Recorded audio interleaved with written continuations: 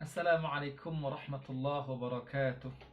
Innal hamdalillah nahmaduhu wa nasta'inuhu wa nastahdihi wa na'udzu billahi min shururi anfusina wa min sayyiati a'malina. Man yahdihillahu fala mudilla lahu wa man yudlil fala hadiya lahu. Wa nusalli wa nusallimu ala habibina al-Mustafa Rasulillah sallallahu alaihi wasallam wa ala alihi wa sahbihi wa man walah.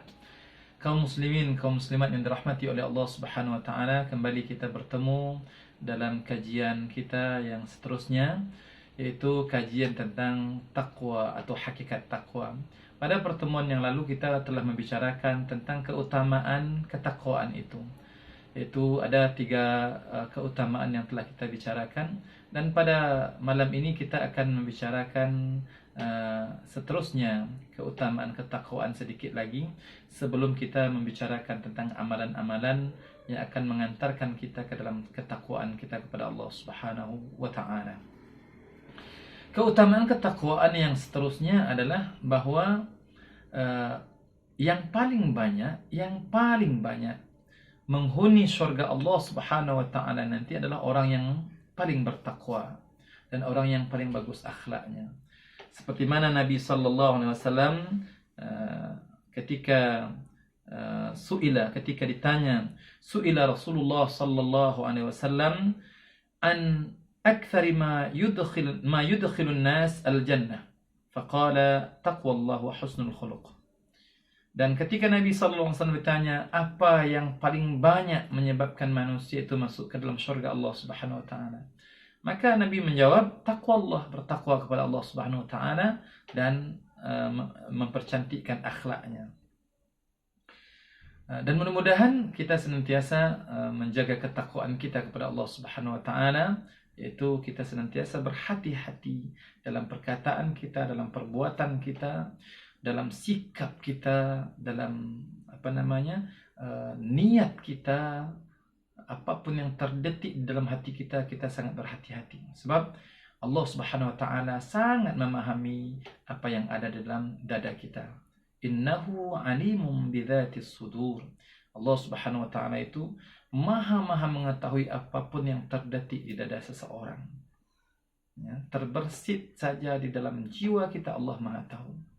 Masya-Allah, malu kita kalau seandainya kita berniat yang jahat atau meniatkan sesuatu yang dimurkai oleh Allah Subhanahu wa taala.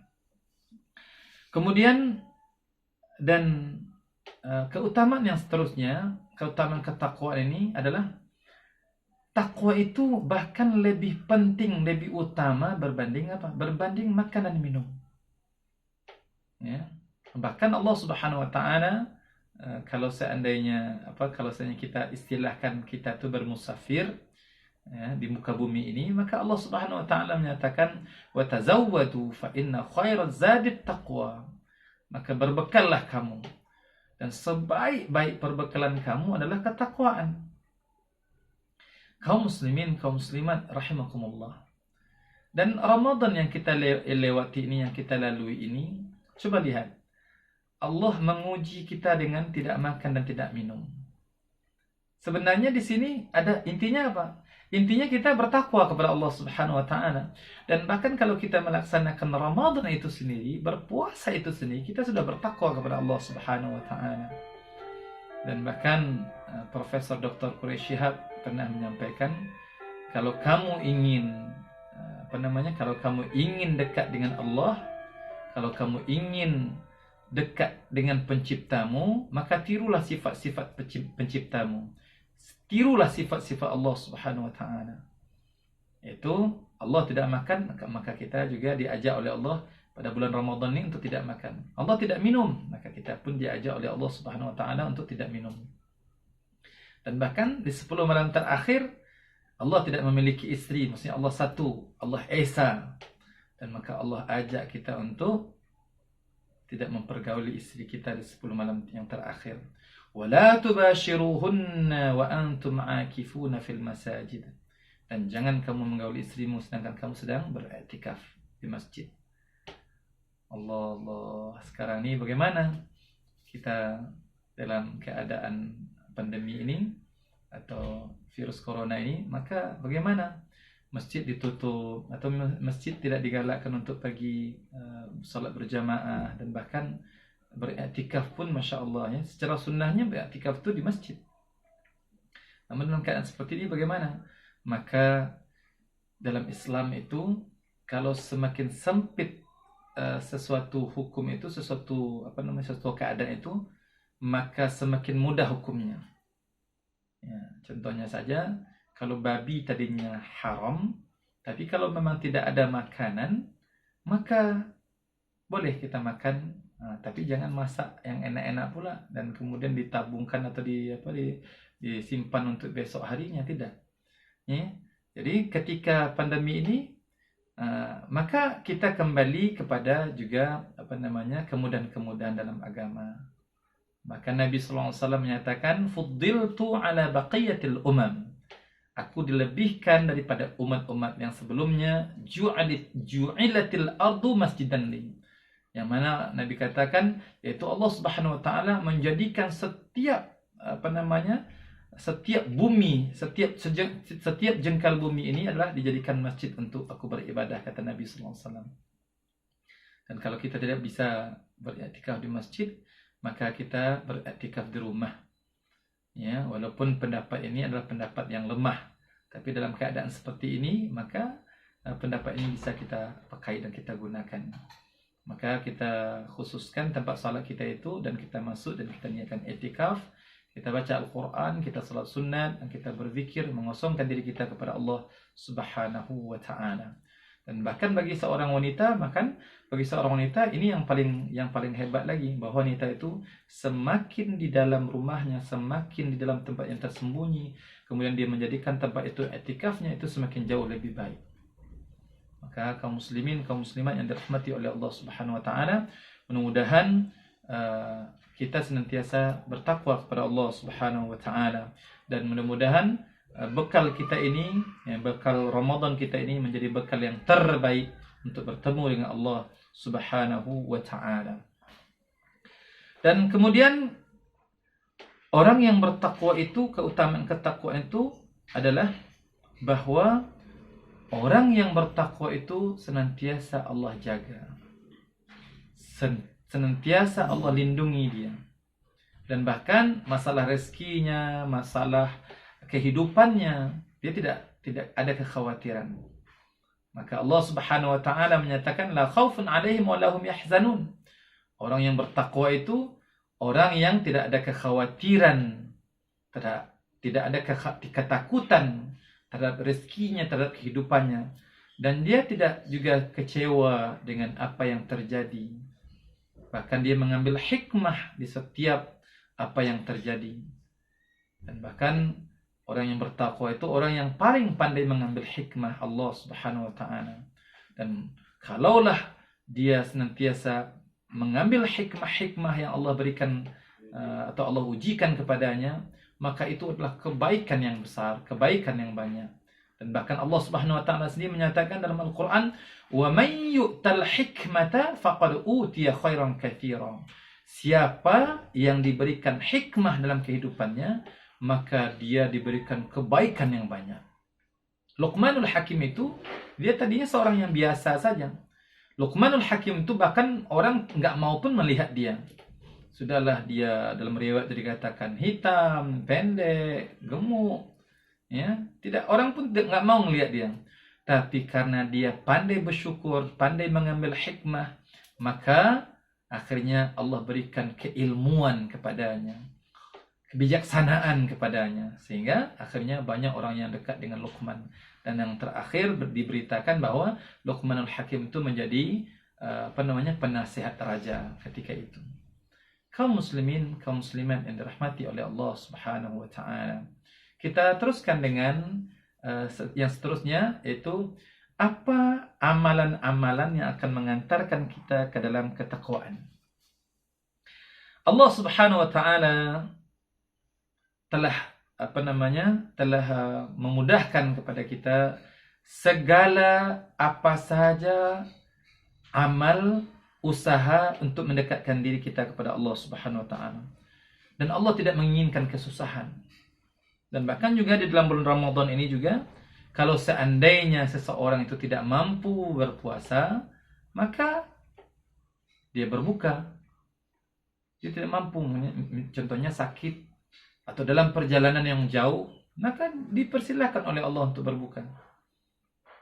Dan bahkan mengambil keringanan Allah Subhanahu wa taala ini pun termasuk takwa.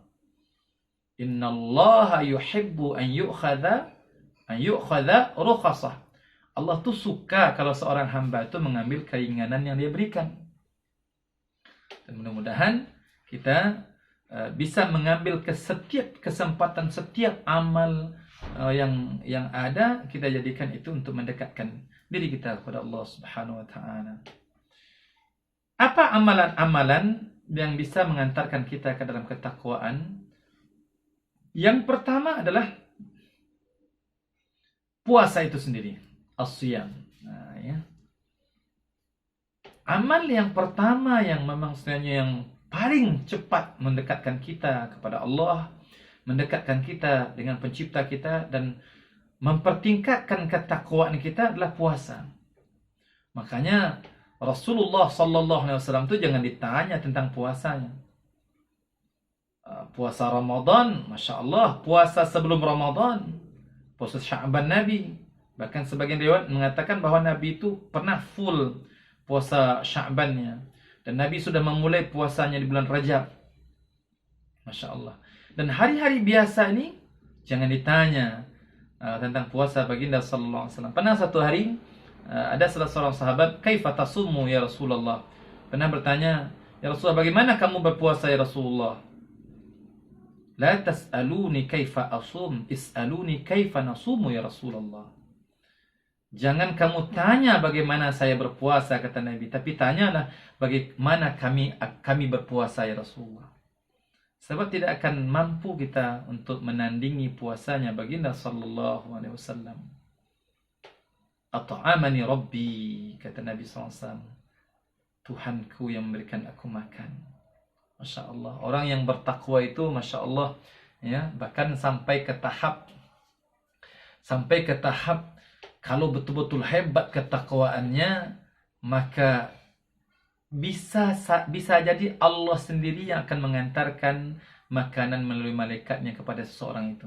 Contohnya Ibunda Maryam, ya, coba lihat ketika dia beribadah di mihrab itu, dia mengosongkan dirinya hanya untuk Allah Subhanahu wa taala, memperuntukkan dirinya hanya untuk Allah Subhanahu wa taala semata. Kemudian Allah menyuruh malaikat untuk mengantarkan makanan. Maka ketika Nabi Zakaria masuk, "Anna laki hada ya Maryam?" Dari mana makan ini wahai Maryam? "Hada min indillah." Ini dari sisi Allah Subhanahu wa taala. Dan Ibunda Maryam itu adalah seorang wanita yang senantiasa berpuasa. Maka Allah jamu dia dengan makanan yang datang daripada Allah Subhanahu wa taala sendiri. Bahkan dalam riwayat dinyatakan, dalam sebuah tafsir dinyatakan bahwa yang diantarkan oleh malaikat itu makanan yang buah yang musim dingin ada di musim panas, dan buah yang musim panas ada di musim dingin. Masya Allah. Maka puasa itu sendiri adalah amal yang paling utama untuk mendekatkan diri kita kepada Allah Subhanahu wa taala, untuk mencapai ketakwaan kita kepada Allah Subhanahu wa taala. Makanya sebelum kita mulai kajian kita mulaikan dengan surah Al-Baqarah, ya ayyuhalladzina amanu kutiba alaikumusiyam kama kutiba alal ladzina min qablikum la'allakum tattaqun. Maka puasa adalah amal yang terbaik untuk kita mencapai ketakwaan kita kepada Allah Subhanahu wa taala. Yang seterusnya adalah dekat dengan masjid. Dekat dengan masjid. Bahkan Nabi sallallahu alaihi wasallam menyatakan, ya, sab'atun yudhallimuhumullah fi yawmin la dhilla illa dhilluh. Ya. Minhum rajulun qalbuhu mu'allaqun aw muta'allaqun bil masajid. 7 golongan nanti akan dapat perlindungan Allah Subhanahu wa taala di padang mahsyar, yang mana matahari sejengkal, yang mendidih otaknya, keringatnya sampai sedadanya, sampai sedagunya, bahkan ada keringat yang menenggelamkannya. dan akan Allah lindungi 7 golongan. Salah satunya adalah orang yang senantiasa datang ke masjid, yang senantiasa hatinya bergantung ke masjid. Nanti kita akan bicarakan seterusnya bagaimana sikap kita ketika virus corona ini terjadi, sedangkan masjid dihalang untuk kita beribadah. Atau sebenarnya dihalang itu bukan maksudnya dihalang beribadah karena supaya memutus mata rantai virus ini. Namun teramat disayangkan kita sudah tidak datang ke masjid berminggu-minggu. Seharusnya 3 minggu saya sudah, atau 2 minggu saya memutuskan mata rantai ini sudah cukup. Tapi sekarang sudah berlarut-larut. Ya, kita juga tidak tahu bagaimana keputusan pemerintah. Ya, apakah tempat umum dibuka, mall dibuka, tapi masjid tidak diizinkan untuk dibuka. Nanti kita akan bicarakan pada pertemuan yang akan datang. Itu saja dahulu. Dan kita tutup dengan subhanakallahumma bihamdika asyhadu an la ilaha illa anta astaghfiruka wa atubu ilaik. Wal 'asr innal insana lafi khusr illa alladhina amanu wa 'amilus solihat wa tawashaw bil haqq wa tawashaw bis sabr. Wabillahi taufiq wal hidayah wal ridha wal inayah. Assalamualaikum warahmatullahi wabarakatuh.